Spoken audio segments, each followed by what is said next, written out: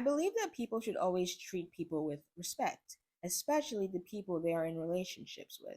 However, it is because of misogyny that Hallie and anyone else thought that DDG was going to treat Hallie any differently from the way we have publicly seen him treat his past girlfriends. As Rome with Romy would say, DDG is a creature of habit.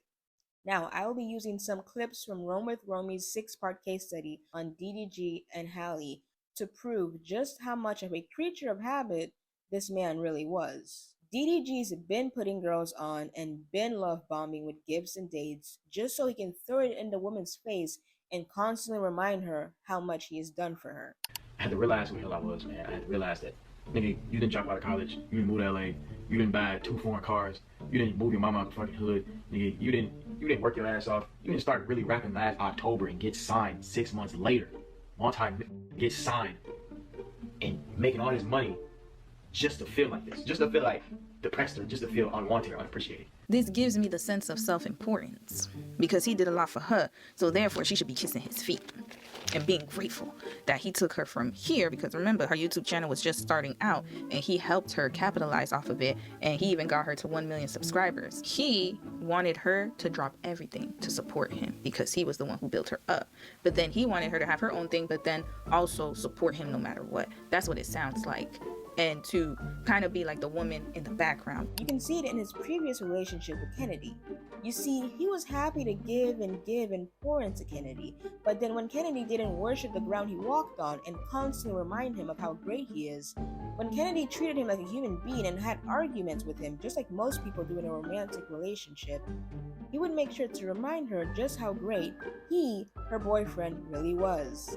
And I believe he likes to be in a higher position to pour into these women. You can also see him being a petty, insecure man who likes to be in a higher position where he can put the woman he is with on in his relationship with Ruby Rose. Our good sis Kennedy done told us. Now Ruby's saying the same thing. She also accused him of cheating on her and blocking rappers who send her Instagram DMs. I loved him for real, but it's just too much now. He deserves to be happy, and so do I. He wants to chase prostitutes. I'm not the one for him. Literally blocks every rapper in the industry who DMs me. Like, damn, I just want to make music SMH, IDGAF, so I don't give a F how another N-word feel about me. Sis is just trying to collab, and he's sitting here blocking her blessings because he wants to be the only one to get the admiration for putting her on. That's what that is. DDG was right when he said the worst thing to happen to him was to end up dating a famous B-word, because it's so obvious that he likes to be in the position where he can help people, where he can bring people up to his level. He doesn't know what to do. He doesn't know how to function when the woman he is with is levels above him. To me, it seems like you want her to keep reassuring you, and that was a problem that Kennedy had and Ruby had. He needs constant reassurance, y'all. This is an issue. It's mental. I keep telling y'all that. All these N-words that be in your DM trying to tell you they proud, but them mother effers don't even know you, so I want to know how. They're proud of her because she's about to be the first black mermaid on Disney. Can you not see that? All these industry N-words is lame.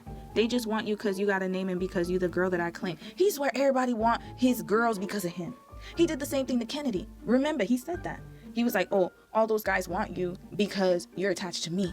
Those guys ain't gonna treat you like I did and do things like I did. The N-word that you were with didn't even get you gifts like I did. So these are his true feelings, y'all. Her job intimidates him because she's around men who are better than him. He does not like that. He likes to be the big dog. He wants to be the one that's admired. He wants to be the best one in the room. Remember, ladies, you could always stand to learn a thing or two from the ex-girlfriend and the ex-wife. And speaking of someone who particularly needs to do some learning, when you got genuine people in your corner and a genuine person like Moo, who genuinely is like a great guy, who doesn't have no expectations other than wanting to see another person win and do good and be respectful, and every great attribute and characteristic in a person, he shows that in every way to me. So I don't give a rat's ass who, what, when, where, why, and how. Like, I'm very much team Moo. I'm very much team, like, you know, you gotta like do for those and pour into those who pour into you, and you gotta like really pay attention to people's character these days. as this woman is older than me, I will not say some disrespectful shit, like telling her she needs to go to CVS and pick up 400 cc's of self-esteem. Instead, I will simply say that I will light a candle for you, India, because this move ain't it. I believe this woman really thinks he's a genuine person. After all, he's trying to get with her. Of course he's gonna pour into you, girl. You're not more famous than him. You ain't got as much money as him. You ain't got as much clout as him. That's his MO. When he likes you, when he's attracted to you, or he has a purpose for you, and he is in the position to put you on, DDG gonna put you on. He'll take you out on nice dates. But we want to do like a sip and pay. Ooh, nice. I would love to. Tomorrow night though, for sure. Yeah, let's do it. So I have a fun lady right there, but she can't leave. Really nice So you wanna go ahead and- All right, bet. I'm gonna get it right now. Chat, did you hear him? He said he's gonna add to my wrist. Hold him to it. I'm gonna spend everything I got, every dollar, everything I own. Matter of fact, I'm gonna sell. Ew, this is so cringe. I believe he has full intentions of gifting her bracelets and diamonds and necklaces. And I also believe that there's a very good chance that if they decide to go on and progress into a relationship, I believe that when they're having arguments, he is going to throw all those gifts and bracelets and diamonds and every other thing he's done for her in her face. Because again, you're not supposed to argue with him. You're not supposed to call him out on his BS or treat him like a regular human being. He is DDG. You're supposed to constantly kiss his ass and constantly reassure him and constantly put up with his BS and never leave. You know you found the one when you can call that girl family. You know what I'm saying? Family is somebody who will never ever leave you no matter what. Girl you want to marry, or if it's a girl watching the man you want to marry, is a one that will not leave you no matter what. They love you so much they don't want to leave you. And it's like a mom. It's like having a girlfriend, but she has the mom tendencies to like care about you so much she'll never leave you. DDG's been had Donald Trump tier impulsiveness. That night that he went to her house, unannounced, baby girl was asleep. She woke up, went in the room. I'm like, okay, like she was yelling, talking about I'm sleepy and all this other shit. I'm like, man, this ain't no time for sleep. Like, you know.